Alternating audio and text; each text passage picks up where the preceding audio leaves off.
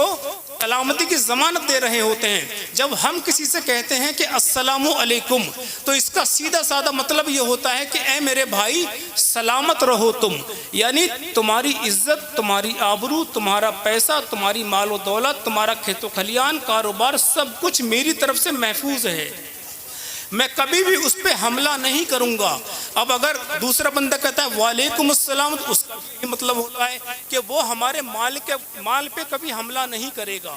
تو اگر ہم ایک دوسرے سے سلام بھی کریں اور اس کی جڑیں بھی کاٹیں، ایک دوسرے سے مصافحہ بھی کریں، اس کے بارے میں برا بھی سوچیں، ایک دوسرے کو ہم گلے بھی لگائیں پھر اس کا گلا بھی کاٹیں، تو یہ حقیقت بات یہ ہے کہ ہم نے اس سے سلام کیا ہی نہیں، ہم نے اس سے پھر سلام نہیں کیا۔ بلکہ میں آپ کو بتاؤں، بادشاہ ہارون رشید کے دور میں، بس میں اپنی بات کو ختم کر رہا ہوں، اس کی مائک کی سائڈ ہو جانا دو بس۔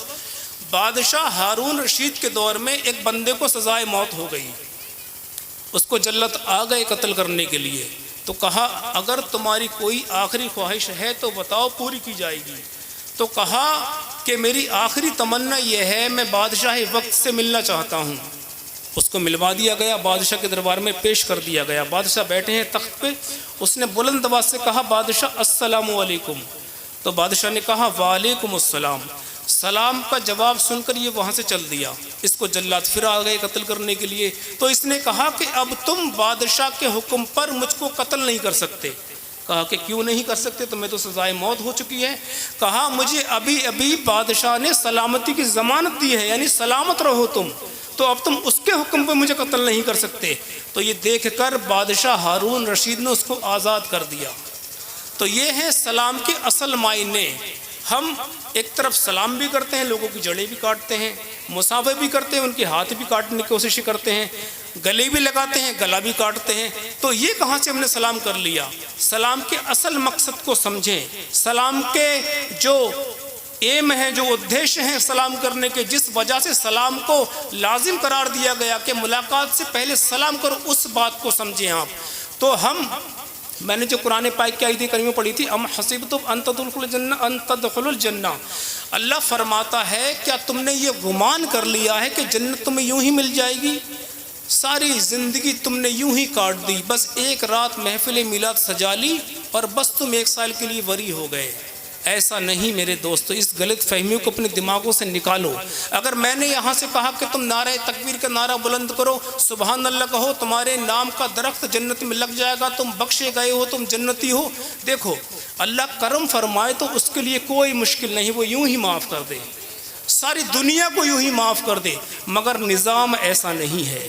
اللہ نے شریعت دی ہے ہمیں، اللہ نے نظام بنایا ہے، ہم سے حقوق اللہ، حقوق العباد کو پورا کرنے کا تقاضا کیا گیا ہے، ہم سے رکوع اور سجدوں کا مطالبہ کیا گیا ہے، ہم سے لوگوں کے حق ادا کرنے کی ہمیں تعلیم دی گئی ہے۔ تو آپ مجھے بتاؤ یار، اگر ایک بندے کو ایک مکان کا ایک کمرہ بنانا پڑے، اس کو دن میں رات و دن اسے کام کرنا پڑتا ہے، اسے 20 سال لگ جاتے ہیں ایک کمرہ بنانے کے لیے، صبح سے شام تک بندہ کام کرتا ہے، سر کا پسینہ ایڑی پہ آتا ہے تو اس کو 500 روپے ملتے ہیں۔ جنت کے محلات، باغات اتنے سستے ہیں کہ ایسے ہی مل جائیں گے؟ ساری زندگی مکاریاں کرتے رہو، سٹے بازیاں کرتے رہو، جوا خوری کرتا رہو، شراب پیتے رہو، لوگوں کی مخالفت کرتے رہو، دین کا کھلواڑ بناتے رہو، اور تم جنت میں بھی چلے جاؤ؟ ایسا نہیں ہو سکتا میرے دوستو۔ اگر جنت پانی ہے، میں بتاؤں کون سی جنت؟ دیکھو جنت کا تصور اپنے دماغوں میں رکھا کرو۔ میری بات لمبی ہو رہی، میں بالکل معذرت چاہوں گا، لیکن دیکھو میری مجبوری ہے، تم لوگ مسجدوں میں آتے نہیں، مدرسے تم جاتے نہیں، اگر یہاں بھی تمہیں باتیں نہیں ملیں گی تو کہاں سے ملیں گی آپ مجھے بتاؤ؟